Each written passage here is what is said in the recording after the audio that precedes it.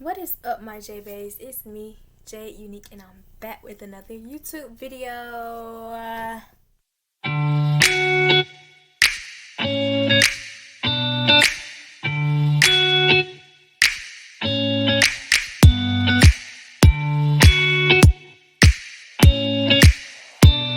Okay guys, so this video is just a story time of the time when I had to have brain surgery. So this isn't like, okay, it's a sad story, but it's not like a real sad story. Like for me and my family it's a sad story, but for you it's probably not. It probably is. But yeah, let's just get started with the video.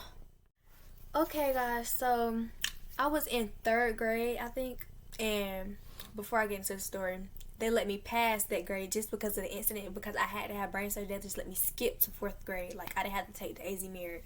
Like AZ merit is like Georgia milestone, but like I was in Arizona, so it's called the AZ merit. But anyways, let's get started. So it was around April or March when I first started getting migraines. March. It was around March when I first started getting like headaches, and I just ignored them. So around the time when April came, they were worse, and I was just like falling out everywhere, passing out.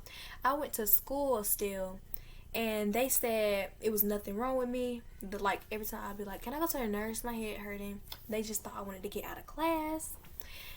They were saying I'm the girl who cried wolf, and like that right there hurt my feelings. I think the principal said that jump. His name was Mr. White.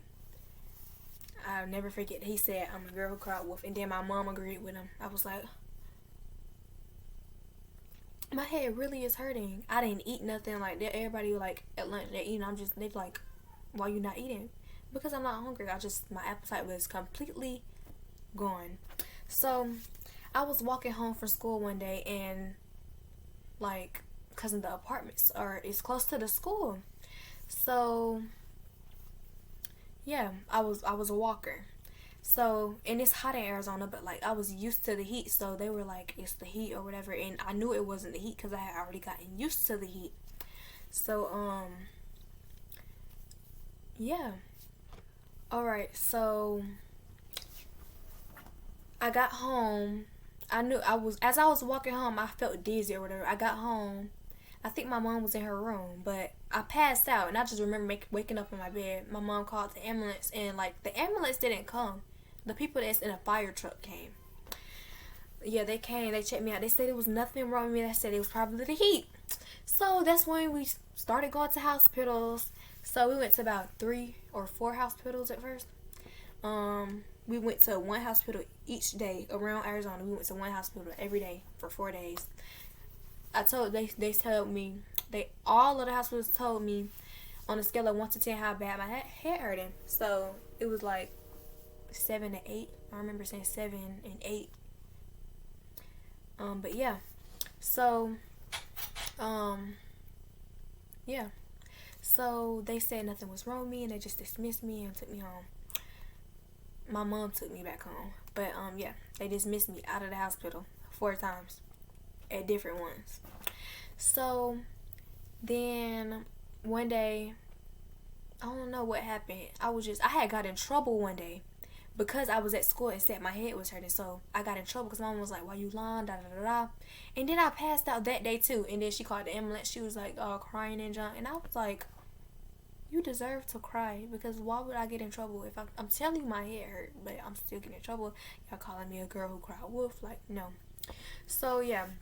So then one morning I wake up, I'm like, I know I'm not going to school. I woke up, my neck was hurting and junk. So I slept the wrong way is what the hospital said. But so my vision was bad too. Like my vision used to be great. Like I could sit all the way in the back of the classroom and see all the way to the front. So my vision used to be great, but now it's like terrible. Like, yeah. So when I woke up that morning, it was like my vision was blurry and I could barely see. Like it was just like, like if you put like, I don't know, it was just blurry. I couldn't see. So yeah, we was at this hospital. My grandma recommended the hospital, so she took us or whatever. And that's when they said they gave us the news. So I was in a waiting room. We was like in the area where you first walk in the hospital and you have to sit. And then they took me to this room. They checked me out, did a CAT scan. They brought me back to the room. And then they called my mom, my grandma out the room. And then me and my sister just in the room talking or whatever. And they said I couldn't eat nothing or whatever. They said, I hope you didn't eat nothing this morning, which I didn't. So so that I could have surgery. They didn't tell me that at first. So then my mom and my grandma came back into the room crying, and I'm like, I'm scared because I'm sensitive.